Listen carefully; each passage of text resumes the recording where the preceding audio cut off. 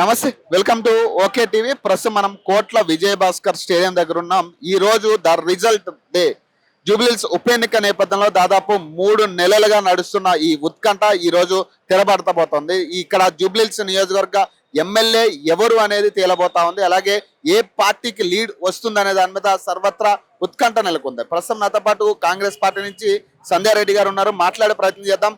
ఎందుకంటే ఇప్పటి వరకు కూడా జరిగిన రిజల్ట్ కి సంబంధించి ఇప్పటి వరకు జరిగిన లెక్కింపులకు సంబంధించి షేక్పేటలో దాదాపు 1144 చిల్లర ఆధిక్యం కాంగ్రెస్ కు ఉన్నట్టుగా తెలుస్తా ఉంది. ఒకసారి మాట్లాడే ప్రయత్నం చేద్దాం. అక్క, ఫైనల్ గా ద రిజల్టే 3 నెలల పాటు మీరు కష్టపడిన దానికి ఈ రోజు ఫలితం రాబోతా ఉంది. ఏం చెప్తారు? డెఫినెట్ గా తమ్ముడు, ఇదంతా చూస్తుంటే మేము ఫస్ట్ నుంచి చెప్పినాం, నవీన్ యాదవ్ తమ్ముడు అనే వ్యక్తి ఒక ఇంటివాడు కాదు, ఆ జూబ్లీహిల్స్ ప్రజల మనిషి. తను ఓన్ చేసుకున్నారు. ఎందుకంటే ఓడిపోయినా కూడా అక్కడే ఉండి ప్రజలతో పాటు ఉన్న వ్యక్తి నవీన్ యాదవ్ గారు. నవీన్ యాదవ్ అనే వ్యక్తి ప్రజలతో ఉన్న వ్యక్తి, లీడర్ అన్నమాట. ఓడిపోయినప్పుడు ఫామ్ హౌస్లో వండుకునేది కేసీఆర్ కుటుంబం. ఈ పిల్లపిత్రిగాడు ఎక్కడ పోయిండో మరి, నిన్న మొన్నటి వరకు కథలు పడ్డాడు, ఐసా పైసా నైస్ అన్నాడు. ఇవాళ మేము షేక్పేట్లో మాకు లీడ్ వచ్చింది అంటే ఇవాళ మేము కాంగ్రెస్ పార్టీ, మీరు ఒకసారి చూసుకోండి. రేవంత్ రెడ్డి గారు చేసే అభివృద్ధి పథకంలోనే ముందుగా ఇలా జూబ్లీహిల్స్ ప్రజలు మాకు పట్టం కట్టిరు. ఈ పిచ్చినా కొడుకులు మతిస్థిమితంగా ఓడిపోయి వీళ్ళు ఏంటంటే ఓడిపోతున్నామేమో అని చెప్పేసి ఇంకా రెగ్గింగ్ చేస్తున్నారు, అది చేస్తున్నారు అని చెప్పేసి వీళ్ళు ఇలాంటి మాటలు మాట్లాడినరు. మేము అభివృద్ధిని నమ్ముకున్నాము, కాంగ్రెస్ పార్టీని ప్రజలు నమ్ముకున్నారు. అదే దిశలో నడిచాము. ఎవరు ఎన్ని మాటలన్నా మేము పట్టించుకోలేదు. ఇవాళ ఒకటే, ఇంత గొడవలు అవుతున్నప్పుడు ఇవాళ ఒక క్యాండిడేట్ వచ్చి బజార్లో కూర్చొని ఓడిపోతున్నాను అల్చేలు చేస్తుంటే ఒక పార్టీ నుంచి ఒక భరోసా రాలేదు. ఒక మహిళకి ఏం చెప్పిండు, సునీతమ్మకు నేను అన్నగా నేను తోడు ఉన్నాను, సిగ్గుండాలి. ఆ మాటకి నిదర్శనము మొన్న రోడ్డు మీద కొట్లాడుతుంది.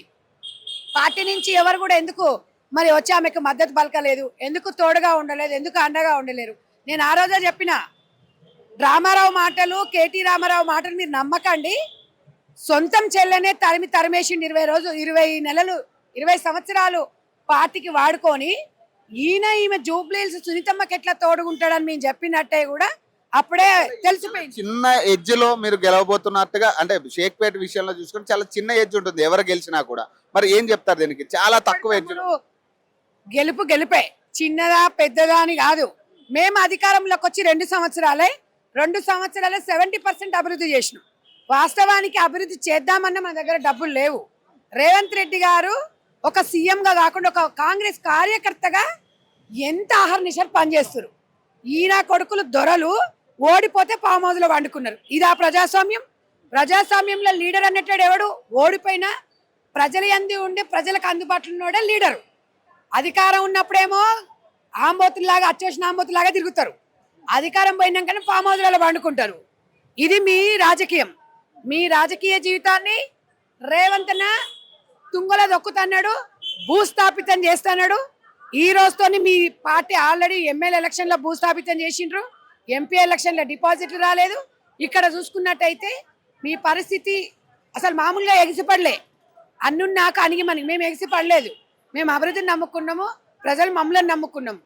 వీళ్ళు ఇప్పటికే రిగ్గింగ్ అంశం అనేది ఇంకా బయటికి చర్చలో నడుస్తా ఉంది కదా. రిగ్గింగ్ చేసిర్రు, కాంగ్రెస్ వాళ్ళు రిగ్గింగ్ జరిగింది కాబట్టి వాళ్ళు అంతా ధీమాగా వ్యక్తం చేస్తున్నారు.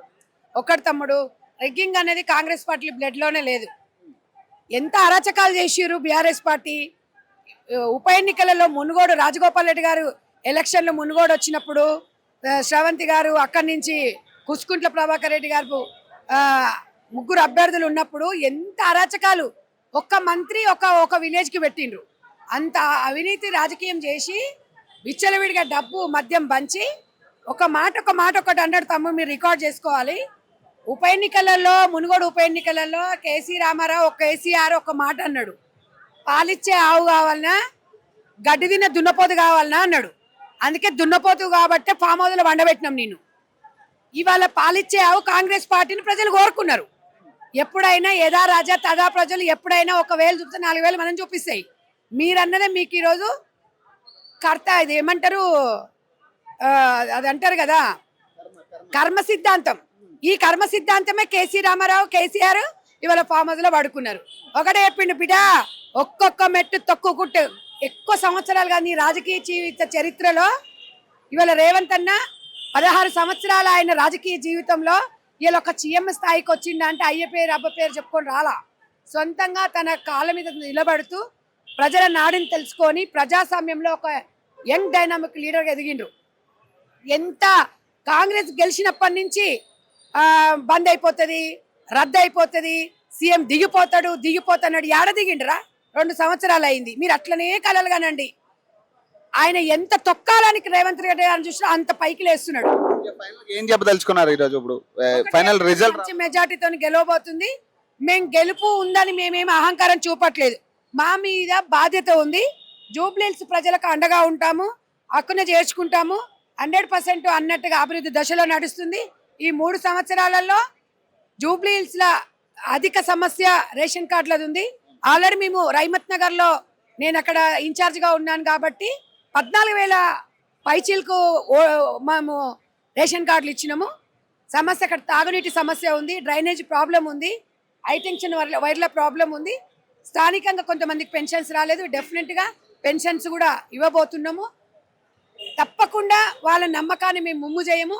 రేవంత్ అన్న విజయం ఇది, కాంగ్రెస్ పార్టీ విజయము, జూబ్లీహిల్స్ ప్రజల విజయం అనే చెప్పుకుంటూ వస్తున్నాము. మీరు ఫస్ట్ స్టార్టింగ్ అప్పటి నుంచి చూస్తే కాంగ్రెస్ పార్టీ ఆధిక్యతలోనే ఉంది, ఎక్కడ కూడా తగ్గలేదు. మేమే చేసినాం అభివృద్ధి, మేమే అని జబ్బలు దరుచుకున్నాడు. ఎక్కడ పోయిండో ఏం లేదు డ్రామారావు. ఈ ఆడమ్మ లక్కలు వచ్చేసి బాపు చేసిండు ఆడవున్నాడా బాపు, ఆడబడినా బాపు. గదే ఎగిసిపడొద్దు అనేది. అధికారం ఉన్నప్పుడు ఎగిసిపడితే గిట్లనే ఉంటది. రైట్. సో ఇది పరిస్థితి. ఖచ్చితంగా రెండో రౌండ్ పూర్తయ్యేసరికి దాదాపు 1144 మెజారిటీ షేక్పేట్లో రావడం జరిగింది కాంగ్రెస్ పార్టీకి. ఇదొక కీలక అంశం అని కూడా చెప్పుకోవచ్చు. ఎందుకంటే షేక్పేట్లో ఖచ్చితంగా కాంగ్రెస్కి వీక్ ఉండే ప్లేస్ అది, ఆ డివిజన్ కూడా. సో ఆ డివిజన్లో కూడా అధిక ఓట్లు వెళ్ళిన పరిస్థితిలో ఖచ్చితంగా ఇక్కడ గెలుపు అనేది కొంత క్లియర్గా కనపడుతున్నట్టుగా తెలుస్తూ ఉంది. మరి ఏ పార్టీ అంటే ఇంకా రౌండ్స్ మిగిలి ఉన్నాయి కాబట్టి ఈ రౌండ్స్ ఎవరికి అనుకూలంగా రాబోతున్నాయి అనేది చూడాలి. ఇప్పటివరకు జూబ్లీహిల్స్ బైపోల్లో 2 రౌండ్లకు గాను కలిపి బీజేపీకి పడ్డవి కేవలం 307 ఓట్లనే చెప్తా ఉన్నారు లెక్కింపులో సంబంధించి. ఏదైతే బీజేపీకి సంబంధించి కూడా ఇక్కడ క్లియర్గా కనపడతా ఉంది. కనీసం డిపాజిట్ అని ఏదైతే ప్రతిపక్షాలు కావచ్చు, అధికార పార్టీ కావచ్చు బీజేపీని విమర్శించారో మరి అదే పరిస్థితి బీజేపీకి వచ్చే పరిస్థితి కనపడతా ఉంది. 307 ఓట్లు ఇప్పటి వరకు 2 రౌండ్లు పూర్తయ్యేసరికి 307 ఓట్లు బీజేపీకి పడ్డట్టుగా తెలుస్తా ఉంది. సో ఏదైనా కానీ 1144 మెజారిటీతో రెండో రౌండ్ మూసేసరికి కాంగ్రెస్ లీడింగ్ లో ఉన్నట్టుగా తెలుస్తా ఉంది. సో ఒక్కసారి చూడవచ్చు ఇక్కడ మొత్తం కూడా కొంత నాయకులు కావచ్చు, కార్యకర్తలు కావచ్చు, అందరూ కూడా ఇక్కడ వచ్చి ఉత్కంఠగా ఎదురు చూస్తున్న పరిస్థితి. ఎవరు గెలుస్తారు అనే దాని మీద సర్వత్రా ఉత్కంఠ కనపడతా ఉంది. జూబ్లీహిల్స్ ఉప ఎన్నికకు సంబంధించి దాదాపు 3 నెలల నిరీక్షణ, 3 నెలల కృషి, నాయకుల కృషి అనేది ఈ రోజు తేలబోతా ఉంది. ప్రజలు ఎవరికి పట్టం కట్టబోతా ఉన్నారు, ఎవరిని గెలిపించబోతా ఉన్నారు, జూబ్లీహిల్స్ నియోజకవర్గానికి సంబంధించి ఈ జూబ్లీహిల్స్ నియోజకవర్గాన్ని ఎవరి చేతిలో పెట్టబోతున్నారు అనేది చాలా కీలకంగా మారబోతున్న పరిస్థితి కనపడతా ఉంది.